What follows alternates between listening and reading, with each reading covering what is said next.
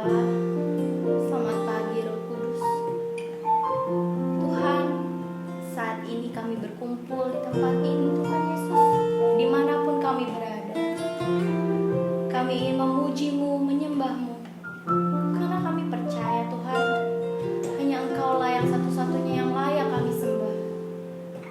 Tuhan, Engkau baik buat kami. Engkau sangat baik. Terima kasih Tuhan Yesus buat semuanya Tuhan. Kami mau memuji-Mu ya Tuhan. Kami mau menyembah-Mu ya Tuhan. Biar apa yang kami katakan dengan mulut kami itu hanya untuk kemuliaan-Mu.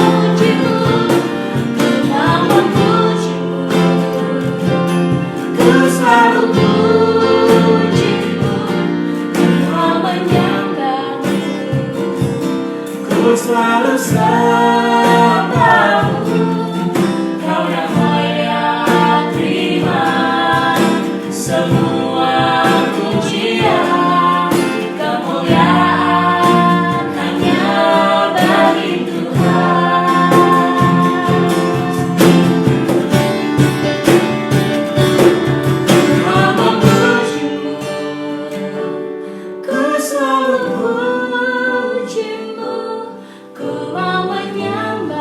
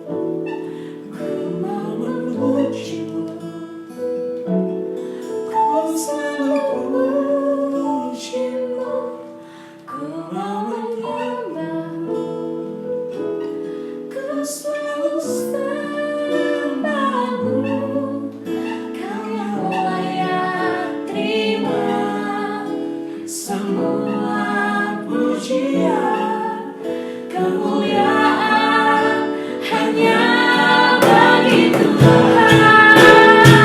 Kita akan kami mengangkat tangan kami Tuhan untuk memuji dan memuliakan nama-Mu.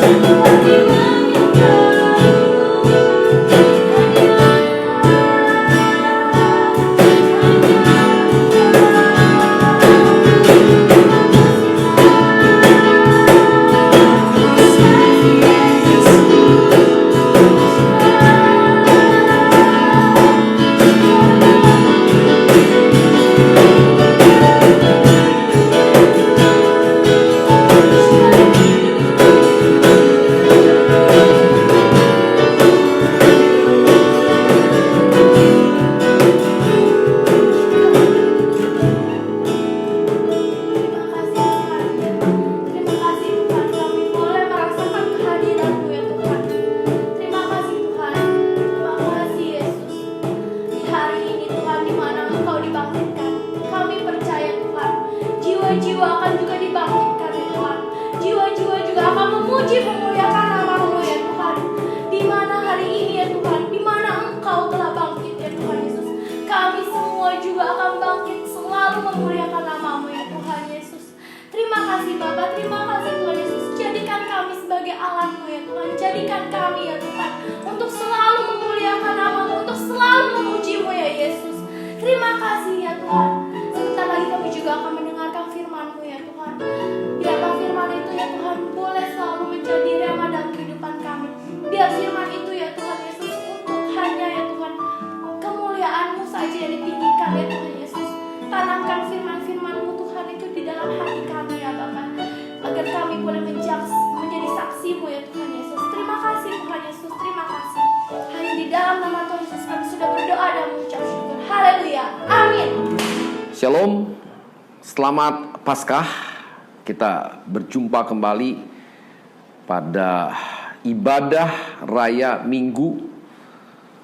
Hari ini bukan secara kebetulan kita masih boleh ada sebagaimana kita ada. Tapi sebelumnya saya mengajak semua hamba-hamba Tuhan, semua jemaat Tuhan untuk bersatu hati dalam doa, untuk boleh mendapatkan pewahyuan dari Tuhan mengenai hari Paskah ini. Terima kasih dalam nama Tuhan Yesus. Bapa dalam surga, kami mengucap syukur Tuhan Yesus untuk pagi hari ini Tuhan. Kami boleh ada sebagaimana kami ada. Kami boleh merayakan Minggu Paskah ini Tuhan Yesus. Tuhan, terima kasih. Di tengah-tengah badai yang saat ini masih Tuhan izinkan menggoncang bangsa kami, bahkan bangsa-bangsa, biarlah Tuhan melalui kematian-Mu yang sudah kami boleh ingat pada hari Jumat kemarin, dan melalui kebangkitan-Mu Tuhan Yesus, Paskah ini kami boleh mendapatkan sesuatu yang berbeda, sehingga kami boleh mendapatkan rema Tuhan Yesus, yang daripada Engkau Roh Kudus berikan urapan-Mu, kasih-Mu Tuhan kepada setiap kami hamba-hamba-Mu, juga semua jemaat-Mu yang saat ini kami bersama-sama merayakan Paskah Tuhan di hari Minggu yang berbahagia ini. Urapi mulut lidah bibir hamba-Mu untuk menyampaikan isi hati-Mu Tuhan Yesus. Sembunyikan hamba-Mu di balik salib-Mu, sehingga setiap firman yang disampaikan benar-benar boleh menjadi rema dalam setiap kehidupan kami, tertanam dalam hati yang subur, berakar dengan kuat, bertumbuh dengan kuat, dan berbuah dengan berlipat kali ganda, 30, 60, bahkan 100 kali ganda. Buah yang matang di hadapan-Mu Tuhan, bukan buah yang masam, juga bukan buah yang busuk. Bungkus kami dengan kasih-Mu, dengan kuasa darah Tuhan Yesus. Biar hadirat kemuliaan-Mu turun atas setiap kami Tuhan. Dan biarlah melalui kebenaran firman-Mu kami dimerdekakan, kami mendapatkan kemenangan Tuhan Yesus. Sembunyikan hamba-Mu di balik salib-Mu. Jangan izinkan satu perkataan yang keluar dari mulut lidah bibir hamba-Mu yang bukan berasal daripada Engkau. Terima kasih Bapa. Segala pujian, segala hormat, kemuliaan kami kembalikan hanya untuk nama Tuhan kami Yesus Kristus. Haleluya. Kita yang percaya diberkati bersama-sama katakan amin. Sekali lagi shalom. Selamat Paskah. Saudara, saya mengajak kita membuka Alkitab dari 1 Petrus 4 ayat 1 sampai dengan ayat 11. Saya akan membacakannya bagi kita. Jadi karena Kristus telah menderita penderitaan badani, kamu pun harus juga mempersenjatai dirimu dengan pikiran yang demikian. Karena barang siapa telah menderita penderitaan badani, ia telah berhenti berbuat dosa. Ya, jadi mau berhenti berbuat dosa, saudara harus mempersenjatai pikiran kita. Ya, bahwa Kristus telah menderita. Baru saja Jumat kemarin kita mengingat akan pengorbanan Kristus. Ayat 2 saya lanjutkan, supaya waktu yang sisa, jadi kalau kita sudah mempersenjatai pikiran kita dengan penderitaan badani seperti Kristus menderita bagi saudara dan saya, maka dikatakan di ayat 2, supaya waktu yang sisa jangan kamu pergunakan menurut keinginan manusia, tetapi menurut kehendak Tuhan. Jadi kita udah banyak ya menggunakan waktu kita menurut keinginan kita. Ya, wasting time, buang waktu. Banyak hal yang sia-sia. Ya, di tengah goncangan ini sekarang bagus sekali, ada sisi positifnya. Kita lebih banyak berdoa, kita lebih banyak bersekutu dengan Tuhan dan juga dengan keluarga kita. Ya, bersama-sama. Ayat 3, sebab telah cukup banyak waktu kamu pergunakan untuk melakukan kehendak orang-orang yang tidak mengenal Tuhan. Jadi banyak waktu yang kita sia-siakan. Kamu telah hidup dalam rupa-rupa hawa nafsu, keinginan, kemabukan, pesta pora, perjamuan minum, penyembahan berhala, dan yang terlarang. Ya, sudah tidak ada lagi sekarang. Klub-klub malam juga udah tutup semuanya, nggak ada yang berani lagi. Lewat kejadian ini ada sisi positifnya, memang ada sisi negatifnya, tapi di balik semua pasti ada hikmahnya yang Tuhan ajarkan kepada kita. Ya, ayat 4, sebab itu mereka heran bahwa kamu tidak turut mencemplungkan diri bersama-sama mereka di dalam kubangan ketidaksenonohan yang sama, dan mereka memfitnah kamu. Tetapi mereka harus memberi pertanggungan jawab kepada Dia, Tuhan yang telah siap sedia menghakimi orang yang hidup dan yang mati. Sekarang ini penghakiman turun loh. Lewat kejadian COVID-19 ini, sebetulnya itu tandanya ya untuk kita bisa introspeksi, self correction.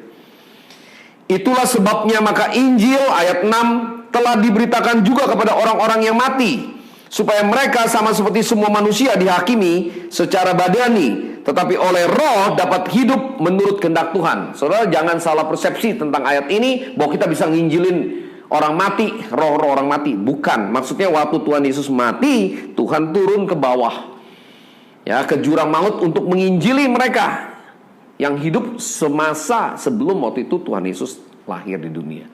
Waktu zamannya Nuh dan yang lain-lain. Bagi mereka yang percaya kepada korban darah anak domba, mereka diselamatkan. Siapa anak domba yang sesungguhnya? Kristus. Saya lanjutkan ayat 7. Hidup orang Kristen, kesudahan segala sesuatu sudah dekat. Karena itu kuasailah dirimu dan jadilah tenang, supaya kamu dapat berdoa. Kesudahan segala sesuatu sudah dekat nih. Karena itu kuasai dirimu. Ternyata buah roh yang ke-9 itu yang paling sulit, penguasaan diri. Lewat badai COVID-19, mau tidak mau kita lebih banyak penguasaan diri. Duduk diam di rumah. Nggak gampang, ya. Semua lockdown, semua, bukan hanya Indonesia, seluruh dunia. Ya, kalau kita lihat dari persepsinya dari firman Tuhan ini, maka sedang digenapi juga. Sebetulnya tanpa kita sadari, supaya kamu dapat berdoa. Jadi lebih banyak berdoa. Biasanya yang sibuk, terus sibuk satu hari. Tidak sanggupkah kamu berjaga-jaga barang 1 jam? Roh penurut tapi daging lemah. Sekarang mau tidak mau kita dilatih untuk lebih banyak berdoa, membaca firman Tuhan. Dari latar belakang apapun, agama apapun, semua akan lebih banyak. Itu hal yang positif. Ayat 8, tetapi yang terutama kasihilah. Nah, di sini dikatakan, tetapi yang terutama, berarti yang terpenting, kasihilah sungguh-sungguh seorang akan yang lain. Sebab kasih menutupi banyak sekali dosa. Ya, puji Tuhan, mulai banyak. Semua, mau dari agama apapun, gereja-gereja pun mulai bangkit untuk saling berbagi, saling memperhatikan, saling mengasihi, saling membantu. Ya, kalau udah keadaan begini, egois, masa bodoh aja, cuek aja, itu sih udah kelewatan. Ya, apa artinya Paskah sebetulnya? Nanti kita akan lihat. Ayat 9, berilah tumpangan seorang akan yang lain dengan tidak bersungut-sungut, layanilah seorang akan yang lain sesuai dengan karunia yang telah diperoleh tiap-tiap orang sebagai pengurus yang baik dari kasih karunia Tuhan. Jadi harus layani.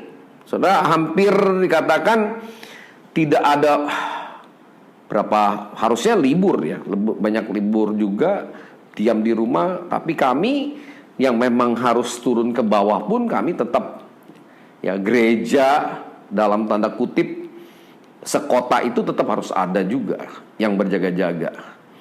Ya, kita tetap melayani walaupun memang ada resiko, tapi nggak usah khawatir. Kalau tanda-tanda ini akan menyertai setiap orang percaya yang sungguh-sungguh. Tuhan akan protect mereka, Tuhan akan lindungi mereka. Bukan mencobai Tuhan, bukan mau sok jagoan, enggak. Karena harus ada orang-orang yang membantu juga. Ayat 11, jika ada orang yang berbicara, baiklah ia berbicara sebagai orang yang menyampaikan firman Tuhan. Jika ada orang yang melayani, baiklah ia melakukan dengan kekuatan yang dianugerahkan Tuhan, supaya Tuhan dimuliakan dalam segala sesuatu, karena Yesus Kristus ialah yang empunya kemuliaan dan kuasa sampai selama-lamanya. Amin. Nah, saudara, mari kita lihat pagi hari ini, ya, berbicara tema firman Tuhannya itu proses Paskah bagi orang percaya. Kok ada kata proses Paskah? Apa sih artinya Paskah? Paskah berbicara tentang kebangkitan. Kristus harus mati 3 hari, Jumat, Sabtu, tapi Minggu pagi-pagi benar dia bangkit dari kematian. Paskah berbicara tentang kemenangan bagi orang percaya. Paskah berbicara tentang pemulihan. Setelah kemenangan tentu ada pemulihan. Tapi tentu ada prosesnya. Nggak datang-datang menang. Saudara, untuk menjadi seorang pemenang, seorang yang bangkit bagi Kristus tentu ada caranya, ada proses-prosesnya. Nah, pagi hari ini kita bicara tentang 7 proses Paskah ini. Ya, supaya kita, saudara dan saya, mengambil bagian seutuhnya. Bagaimana kita bisa mengambil bagian yang seutuhnya atas Paskah tersebut, atas kemenangan, atas kebangkitan tersebut. seutuhnya, 100%. Yang pertama, kita harus dilahirkan dari air dan Roh Kudus. Ya, kalau saudara tidak dilahirkan baru oleh air dan Roh Kudus, maka saudara dan saya tidak dapat bagian dalam kerajaan Tuhan, kerajaan Bapa di sorga. Tidak mungkin. Karena kita ini manusia yang sudah berbuat dosa, sudah kehilangan kemuliaan Tuhan. Oh, dengan amal ibadah kita? Enggak. Saudara, harus ada pintu masuknya. Datang-datang tidak bertobat, langsung buat amal ibadah, buat kebaikan pun seperti kain kotor di mata Tuhan. Ya, Tuhan mau kita ikutin SOP-nya kerajaan sorga. Ada SOP-nya, saudara. Tidak serta-merta begitu. Mau dari proses perjanjian lama pun harus ada darah yang dikorbankan, darah anak domba. Siapa? Dalam konteks perjanjian baru, Tuhan Yesus Kristus. Tuhan yang mati menjadi manusia. Tuhan yang telah hidup sebagai manusia dan mati, tapi dia bangkit. Darahnya menebus. Nah, berarti saudara dan saya harus dilahirkan oleh air. Di sini bicara tentang pertobatan. Beri dirimu dibaptis, disucikan, dikuduskan, dikuburkan dengan kematian Kristus, tapi dibangkitkan pada hari ketiga. Itu prosesnya, ya, oleh air dan Roh. Roh bicara tentang Roh Kudus, dibaptis oleh Roh Kudus. Kita mengalami 3 baptisan. Bukan hanya baptisan air, tapi baptisan Roh Kudus, seperti Tuhan Yesus juga. Dibaptis di Sungai Yordan oleh Yohanes, ya, ditenggelamkan, kemudian langit terbuka, turunlah merpati, bicara tentang Roh Kudus, dipenuhi dengan Roh Kudus. Kemudian dibawa ke padang gurun, dicobai oleh iblis. Ini bicara tentang baptisan api. Jadi kalau orang Kristen bilang, saya cukup baptis air, orang percaya, tidak, saudara. Ada 3 baptisan yang disebut proses kelahiran baru. Terima Tuhan Yesus sebagai Tuhan dan Juru Selamat, memberi diri dibaptis air, kemudian dibaptis, dipenuhi dengan Roh Kudus.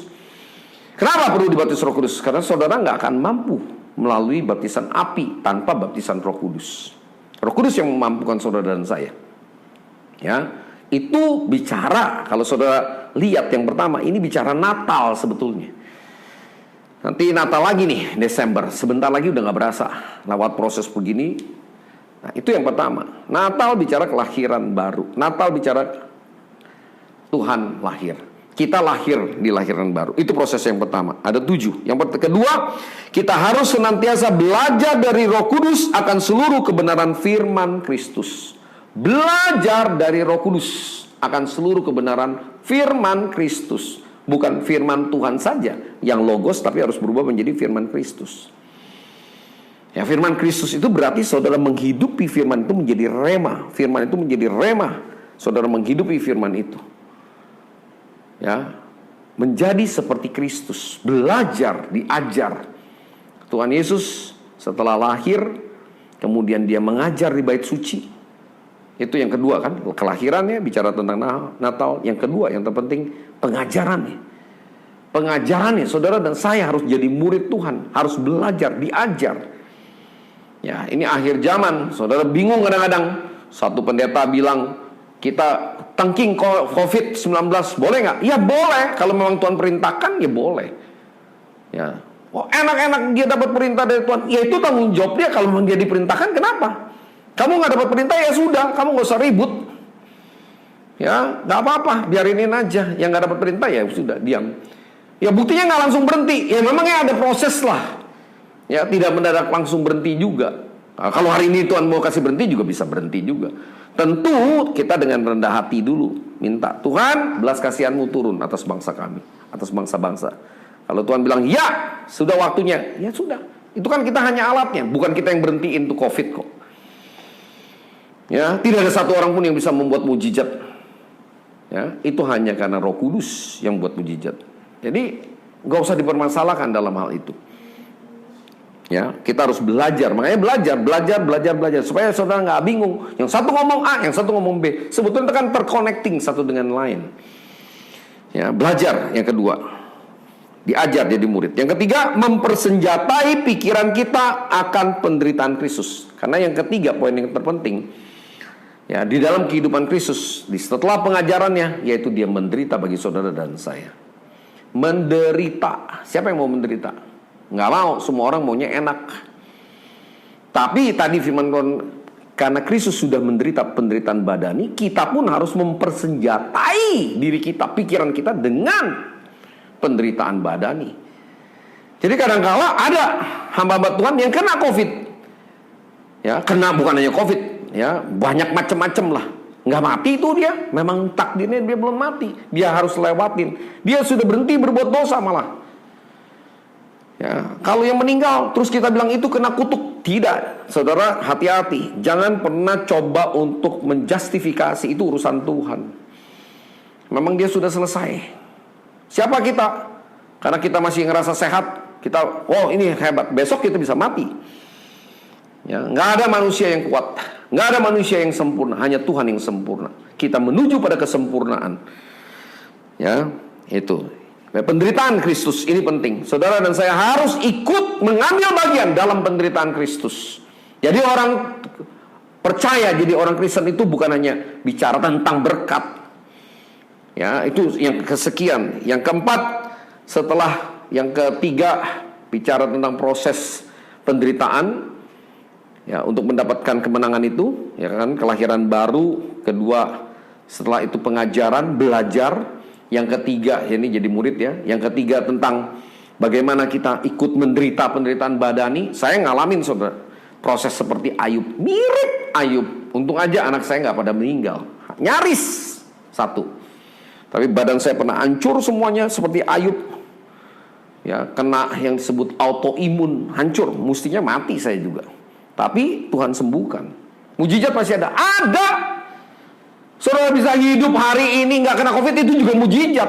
Yang kena COVID disembuhkan, itu juga mujizat. Yang kena COVID meninggal, itu juga mujizat. Berarti dia sudah mati, dia ketemu Bapa di sorga. Mujizat tetap ada. Ya, jadi jangan pernah bilang udah nggak ada lagi mujizat. Siapa yang bilang? Saudara bisa nafas, itu juga mujizat kok. Saudara bisa menyampaikan firman Tuhan, itu juga mujizat. Yang keempat, mau mati terhadap semua keakuan, kedagingan dan keinginan mata kita. Kita harus mau mati, penyangkalan diri. Kristus keempat prosesnya dia mati di kayu salib. Baru ngalamin kemenangan. Saudara dan saya harus mati terhadap kedagingan, keangkuhan hidup. Jangan dengar nih pendeta A ngomong, nggak usah lah sebut-sebut nama. Nggak usah. Semua kita hamba Tuhan. Tidak ada hamba besar, tidak ada hamba kecil. Yang besar hanya Tuhan Yesus. Mau dia pendeta pegang sinode sekalipun, jangan pernah merasa sombong. Ya, kita harus sama-sama humble, rendah hati. Saudara, mari bergandengan tangan. Unity diperlukan. Setelah saudara menyangkal diri pikul salib, baru bisa unity dengan semua orang. Jadi gak ngerasa diri yang paling benar saja, nuduh orang yang gak benar. Tidak usah. Gak usah kepo. Urus kita masing-masing. Kita masih banyak kesalahan. Ya kan? Mari kita belajar. Proses sama-sama. Ya, mau gak keluar dari zona nyaman gereja masing-masing? Bikin Christianity Crisis Center. Nah, kami sedang susun ini sistemnya. Bertolong-tolonganlah kamu menanggung bebanmu. Dengan demikian kamu memenuhi hukum Kristus. Kalau orang sudah menyangkal diri, pikul salib, tidak ada keinginan mata, keangkuhan hidup, tidak lagi mau punya rumah mewah, mobil berbiji-biji, untuk apa? Kalau seorang hamba Tuhan, dia hidupnya sederhana. Mari periksa semua kita masing-masing. Kita terbuka di hadapan Tuhan. Kalau orang udah menyangkal diri, dia hidup sederhana, saudara. Seperti Kristus hidupnya juga sederhana. Sekalipun dia kaya, dia punya semuanya.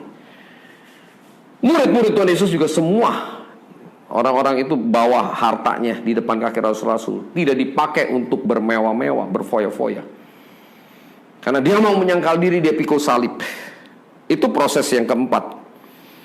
Ya, jadi mati terhadap semua keakuan, kedagingan, keinginan mata kita. Seperti Kristus mati di kayu salib. Yang kelima, percaya dan mengaplikasikan dalam kehidupan kita akan kuasa kebangkitan Kristus. Kelima, bicara kebangkitan. percaya dan bisa mengaplikasikan kuasa kebangkitan Kristus. Ada kuasa, saudara, dalam kebangkitan Kristus. Dan bagi orang percaya, ini bicara Paskah, kebangkitan Kristus, kebangkitan orang percaya. Ya, harus jadi terang bagi dunia ini, harus jadi garam bagi dunia ini. Ya, mengaplikasikan, percaya dan mengaplikasikan dalam kehidupan kita akan kuasa kebangkitan Kristus. Kalau Kristus sudah bangkit, kita juga punya kuasa. Kepadaku telah diberikan segala kuasa baik di sorga maupun di bumi. Ya, apa yang kau ikat di bumi akan terikat di sorga. Apa yang kau lepaskan di bumi terlepas di sorga. Kalau saudara sudah bisa mengaplikasikan, bukan untuk bangga-banggaan, bukan untuk sombong-sombongan, bukan. Nangking COVID itu bukan untuk sombong-sombongan, tidak sebetulnya. Karena kita punya belas kasihan, tentu Tuhan bilang oke, sudah waktunya. Karena kita minta belas kasihan Tuhan untuk dunia ini. Ya berhentilah badai itu, badai COVID-nya. Nah, yang keenam, ikut mengambil bagian dalam kedatangan Kristus yang kedua kalinya. Maranatha.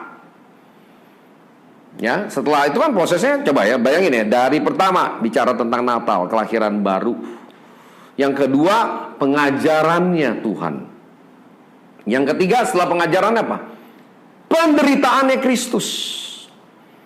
Ya, saudara dan saya mengambil bagian juga. Keempat, kematiannya Kristus. Saudara dan saya harus mati terhadap keakuan, mati terhadap keinginan daging, mati terhadap keinginan mata kita.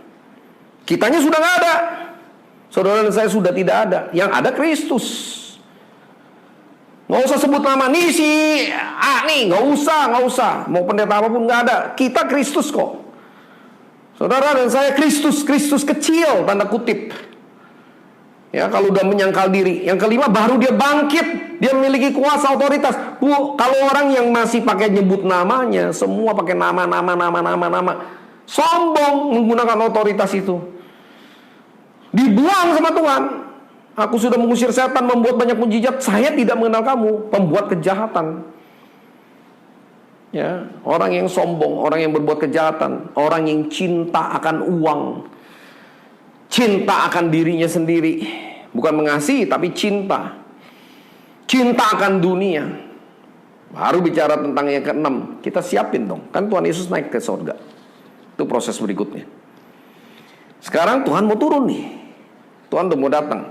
Percaya nggak percaya Tuhan akan datang, saudara. Nggak lama lagi Tuhan akan datang. Kalau saudara bilang bohong, dari dulu juga Tuhan mau datang. Saudara bisa sebentar malam Tuhan datang atas kehidupan saudara. Kalau saudara dipanggil, Tuhan datang artinya. RIP itu, rest in peace. Ada beberapa hamba Tuhan nggak percaya kalau Tuhan Yesus sudah mau datang. Bertobat dalam nama Tuhan Yesus. Tuhan akan datang kedua kalinya. Kalau nggak percaya, jangan jadi hamba Tuhan. Ya, dia akan datang untuk menghakimi. Maranatha, Tuhan datang. Dan yang ketujuh, yang terakhir, hidup dipimpin sepenuhnya oleh Roh Kudus. Karena setelah Tuhan Yesus naik ke sorga, kan dicurahkan Roh Kudusnya. Nah sekarang memang ini Tuhan Yesus lagi curahkan supaya terjadi pertobatan. Saya percaya lewat COVID ini sudah banyak orang yang bertobat. Terjadi penuaian jiwa besar-besaran. Barang siapa berseru kepada nama Tuhan Yesus akan diselamatkan. Coba saudara kalau nggak percaya. Saudara yang sakit berseru kepada nama Tuhan Yesus, saudara diselamatkan. Diselamatkan. Jangan takut, jangan ragu. Ini bukan bicara tentang kristenisasi. Tidak ada kata kristenisasi sebetulnya. Orang membuat orang jadi Kristen. Tidak, itu karena Roh Kudus. Tidak ada kata budanisasi atau islamisasi atau hinduinisasi. Seorang masing-masing agama nggak ada masalah. Karena agama itu kan untuk kebaikan. Tapi menjadi pengikut Tuhan, ya sungguh-sungguh, ya itu karena Roh Kudus bermanifestasi dalam kehidupan saudara dan saya. Saudara harus menyerahkan hidup saudara dan saya dipimpin sepenuhnya 100% oleh Roh Kudus. Cirinya bagaimana? Gampang. Tanya dalam segala sesuatu sama Tuhan. Tanya, mau berbuat apapun tanya. Sebelum saudara menayangkan video-video yang bukan dipimpin Roh Kudus, cuma mau menunjukkan keakuan, bertobat. Ya, tanya. Kalau memang Tuhan bilang, ya COVID-nya harus ditengking, ya biarkan. Nah, kita juga tidak boleh menghakimi. Karena orang itu mungkin sudah berdoa. Sekali lagi, kebangkitan atau disebut kemenangan atau yang disebut Paskah ini adalah suatu proses pasca bagi orang percaya. Tidak langsung maunya orang menang. Oh, harus ada 7 step ini. Nah, sekarang saatnya sebentar kita juga akan masuk dalam perjamuan kudus. Kita mengingat akan pengorbanan sekaligus juga kemenangan. Mari saya undang kita bangkit berdiri. Kita boleh mengambil roti, kita boleh mengambil anggur juga. Kita berdoa terlebih dahulu. Terima kasih Tuhan Yesus. Mari kita berdoa. Bapa, kami bersyukur kepadamu Tuhan Yesus. Engkau sudah menyampaikan isi hatimu melalui mulut lidah bibir hambamu yang tidak ada apa-apanya ini Tuhan Yesus. Terima kasih Tuhan. Biarlah firman-Mu termateraikan dalam setiap hati kami, dalam setiap kehidupan kami, menjadi rema dalam setiap kehidupan kami. Ada proses Paskah, ada proses kebangkitan, ada proses kemenangan, ada proses pemulihan. Kami hargai itu proses dari Kristus. 7 proses sehingga kami mengalami kemenangan daripada Kristus. Terima kasih Tuhan. Sebentar kami akan masuk dalam sakramen perjamuan kudus. Kami mau mengingat akan pengorbanan Tuhan. Semua Tuhan, kalau ada kesalahan dalam kehidupan kami minta ampun. Kami merendahkan diri Tuhan. Sekali lagi di hadapan-Mu Tuhan Yesus, kuduskan roh jiwa tubuh kami. Seringkali kami merasa bahwa kami hebat. Kami menjadi hamba Tuhan besar, tidak ada yang besar Tuhan Yesus. Kami hamba Tuhan kecil, tidak ada yang kecil. Karena semua di mata-Mu Tuhan sama Tuhan Yesus. Engkau menghargai semua. Terima kasih Tuhan. Yang Tuhan keinginkan adalah pertobatan senantiasa dalam hidup kami. Kami bertobat dari kesalahan kami. Kalau ada kesalahan, keakuan, kesombongan kami, Tuhan basuh dengan darah Tuhan Yesus. Perkataan yang sia-sia Tuhan, pikiran yang sia-sia Tuhan, yang membuat Engkau kecewa, yang membuat satu sama lain kecewa, Tuhan ampuni kami, basuh kami dengan darah-Mu. Layakan kami untuk menerima tubuh dan darah-Mu Tuhan Yesus. Terima kasih Bapak, Engkau memberkati setiap hamba-hamba-Mu, setiap anak-anak-Mu, pemirsa yang ada di rumah, hamba-hamba-Mu yang ada di rumah. Biarlah Tuhan yang menjaga, memprotek kami. Dan melalui Tuhan tubuh dan darah-Mu ini, kami mendapat bagian yang sepenuhnya dalam Engkau Tuhan Yesus. Kami ada dalam Engkau dan Engkau ada dalam kami. Tuhan terima kasih. Ampuni setiap dosa dan pelanggaran kami. Kami percaya pada saat kami makan dan minum dengan cara yang benar, kemenangan itu menjadi bagian kami. Pemulihan menjadi bagian kami. Kesehatan menjadi bagian kami Tuhan. Terima kasih Bapa. Dalam nama Tuhan Yesus kami berdoa dan ucap syukur. Haleluya. Amin. Hamba-hamba Tuhan, demikian firman Tuhan, sebab apa yang telah kuteruskan kepadamu telah aku terima dari Tuhan, yaitu bahwa Tuhan Yesus pada malam waktu ia diserahkan mengambil roti. Mari kita angkat roti di tangan kanan kita tinggi-tinggi. Dan sudah itu ia mengucap syukur atasnya, ia memecah-mecahkannya dan berkata, inilah tubuhku yang diserahkan bagi kamu, perbuatlah ini menjadi peringatan akan aku. Hamba-hamba Tuhan Yesus, jemaat yang dikasih Tuhan, bukankah roti yang kita pecah-pecahkan adalah persekutuan dengan tubuh Kristus? Amin. Mari kita makan di dalam nama Tuhan Yesus.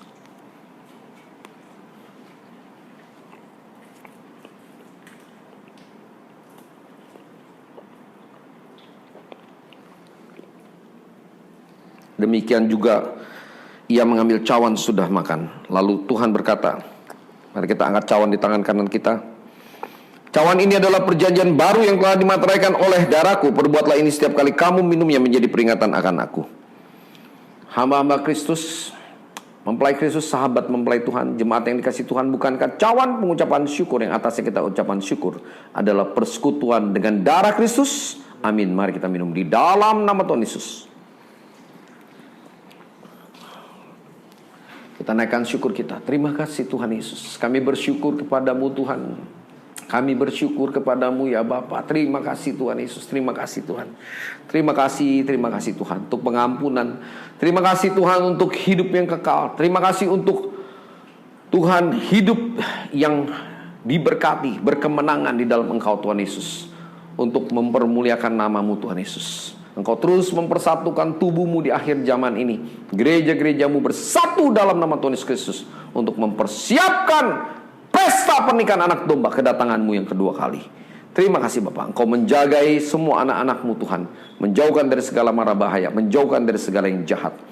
Semua diproteksi sempurna oleh darah Tuhan Yesus, diberkati berlimpah-limpah. Ke depan Tuhan kami menyongsong masa depan yang penuh harapan, damai sejahtera. Engkau tidak pernah merancangkan kecelakaan. Engkau memberikan kemenangan yang gilang gemilang untuk hormat kemuliaan nama Tuhan Yesus. Urapi semua anak-anak-Mu, semua hamba-hamba-Mu yang sudah mengambil bagian di dalam Paskah ini. Di dalam nama Tuhan kami Yesus Kristus kami sudah berdoa dan mengucap syukur. Haleluya. Kita yang percaya diberkati bersama-sama katakan amin, amin, amin. Terima kasih Tuhan Yesus. Haleluya. Amin.